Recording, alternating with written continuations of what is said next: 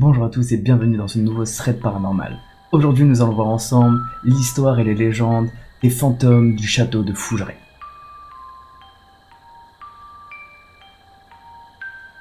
C'est en août 2008 que la famille Geffroy va réaliser son rêve en achetant le château de Fougeray. Et peu de temps après, ils vont directement commencer les travaux de rénovation. Il ne va pas falloir longtemps avant que les premières choses étranges se passent. Ils vont se sentir observés à chaque fois qu'ils étaient seuls dans une pièce et se sentir suivis à de nombreuses reprises. Quelques jours après le début des travaux de restauration du château, Véronique, la mère de la famille Geffroy, était en train de déménager des affaires pour faire un peu d'ordre. Et à un moment, lorsqu'elle descendit les escaliers du château, elle aperçut la silhouette d'un homme étrange en train de descendre les escaliers également devant elle. À la fois tétanisée par ce qu'elle venait de voir, mais aussi pris d'un élan d'adrénaline, elle se mit à hurler. Puis, courut dans les escaliers afin de rattraper l'homme. Sauf que, arrivée en bas des escaliers, elle ne vit personne. Après cette première expérience, il va arriver à la famille Geffroy de très nombreuses autres expériences très étranges.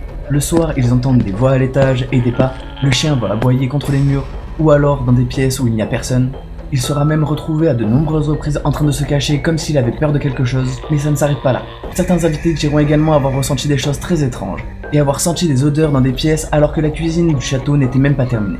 Mais ce qui va marquer le plus les propriétaires, c'est qu'ils verront à de très nombreuses reprises des ombres se baladant dans le parc du château avant de disparaître progressivement.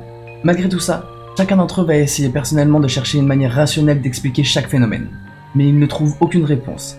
Et l'atmosphère devient de plus en plus étrange et de plus en plus pesante au château de Fougeray. Que ce soit les ouvriers ou les propriétaires du château, les phénomènes vont se multiplier, et beaucoup de leurs amis ne souhaitent même plus aller au château alors qu'il n'est même pas terminé.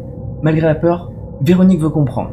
Historienne de profession, elle décide donc de se lancer dans de nombreuses recherches afin de découvrir l'histoire et le passé du château de Fougeray.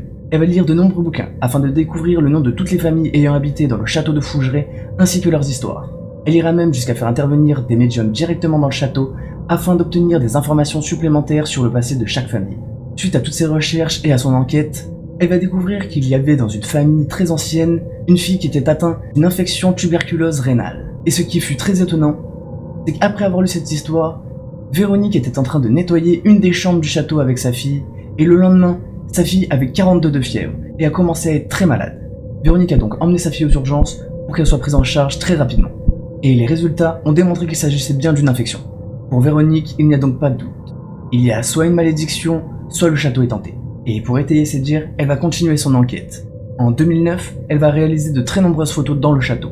Et lorsqu'elle les fait développer, c'est avec stupeur que sur certains clichés, elle va voir apparaître des visages. Notamment, sur l'un des clichés pris face à un miroir, on y voit étrangement les traits d'une femme ressemblant à l'une des anciennes propriétaires du château. Sauf que malgré son enquête et tout ce qui va leur arriver, les gens ne veulent pas les croire. Véronique va alors prendre la décision de faire poser plusieurs micros dans la maison, dans le but d'obtenir des enregistrements permettant de prouver qu'il leur arrive des choses très étranges dans cette maison. Et elle a raison, car peu de temps après avoir posé des micros, les premiers résultats vont se faire entendre. On va entendre clairement une voix dire « T'es qui ?»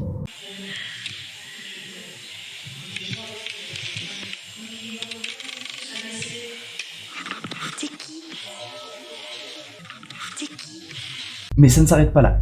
Les micros enregistreront également un coup de feu dans le château. Et pour finir, les propriétaires qui racontaient avoir entendu une mystérieuse comptine à de nombreuses reprises le soir lorsqu'ils étaient en train de dormir, vont réussir, grâce au micro, à la capter.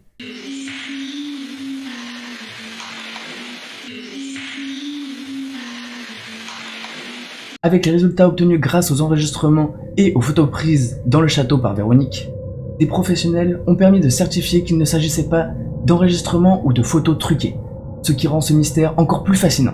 Suite à tous ces événements, plusieurs enquêteurs amateurs et professionnels vont se rendre sur les lieux afin d'obtenir d'autres résultats. Mais avec l'évolution des technologies et la facilité à truquer des enregistrements, nous n'obtiendrons donc peut-être jamais d'autres témoignages aussi mystérieux et intrigants que celui-ci.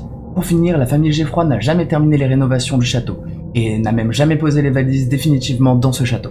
Et voilà, c'est tout pour ce thread paranormal, j'espère qu'il vous aura plu, n'hésitez pas à me le dire dans les commentaires s'il y a d'autres histoires de paranormal que vous voulez que je traite. En attendant, vous pouvez aller voir mes autres vidéos, vous pouvez liker, partager et vous abonner. C'était Geek on Fire, peace out.